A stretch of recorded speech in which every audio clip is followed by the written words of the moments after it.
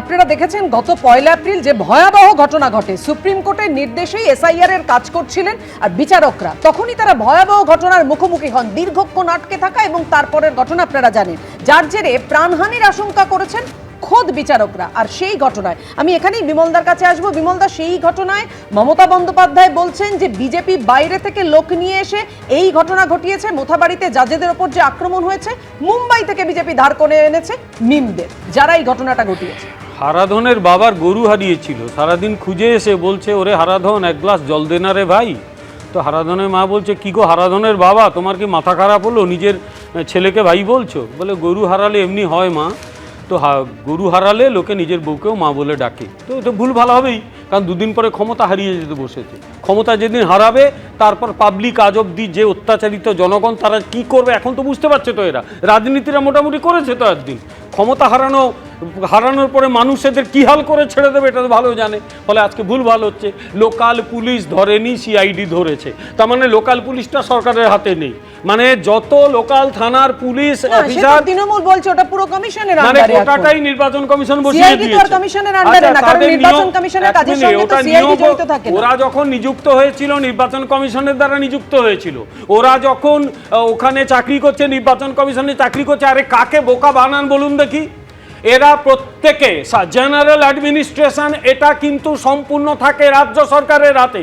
এ নিয়ে সুপ্রিম কোর্টের রায় আছে, আপনাকে আমি রায় উল্লেখ করে দিচ্ছি। নির্বাচনের সময় সুপারভাইজারি কিছু পাওয়ার নির্বাচন কমিশনের থাকে, ডে টু ডে অ্যাডমিনিস্ট্রেশন পুরোটাই রাজ্য সরকারের। আসলে ঘটনাটা বলি, এই দলের এবং এই সর্বোচ্চ নেতৃত্বের এদের উস্কানিতে এই ঘটনা ঘটেছে। আগের দিন মুর্শিদাবাদে বলা হয়েছিল, কি গো মা বোনেরা চুপ করে বসে আছো কেন? তার আগে বলা হয়েছিল, মা বোনেরা হাতা খুন্তি নিয়ে বেরিয়ে পড়ো। ফলে গোটাটাই একটা রাস্তা রেডি করা ছিল। আজকে যখন সুপ্রিম কোর্ট ধরেছে যে কি হচ্ছে এখানে, গোটা পশ্চিমবঙ্গে আইন শৃঙ্খলা কেন নেই, এখন নিজের সিআইডিকে দিয়ে করানোর চেষ্টা হচ্ছে। আমার সিআইডি কত ভালো, দেখো এই দেখো অ্যারেস্ট করলাম, 2 জন কাউন্সিলরকে ডেকে পাঠাচ্ছে লালবাজার। হঠাৎ পুলিশের হলো কি, সকালে উঠে দেখে তো আমাদের মাথা ছানা বড়া হচ্ছে যে পুলিশের একটাই কাজ ছিল বিরোধীরা, বিশেষত বিজেপি লোকেদের ধরে ধরে এনডিপিএস কেস চাপানো। যত কটা গাঁজা কেস দিয়েছে গোটা এশিয়া মহাদেশে অত গাঁজার চাষ হয় না, তারা হঠাৎ করে তৃণমূলের লোকেদের নোটিশ দেওয়া শুরু করেছে, আসলে নিয়ে গিয়ে থানায় বসিয়ে চা খাওয়াবে, বাড়ি পাঠিয়ে দেবে। আমরা জানি তিনি কি বলছেন, অমিত মালব্যর পোস্ট করা একটি ছবি দেখিয়ে যে মিমি তৃণমূল, তৃণমূলই মিম, হুমায়ুনই তৃণমূল, তৃণমূলই হুমায়ুন, সব মিলেমিশে একাকার, একই অঙ্গে এত রূপ। মোফাক্কারুল ইসলামের সঙ্গে মুখ্যমন্ত্রীর ছবি দেখিয়ে এভাবেই আক্রমণ শানিয়েছেন শ্রমিক ভট্টাচার্য। দেখুন, তো একেই তো গ্রেপ্তার করেছেন শুনছেন।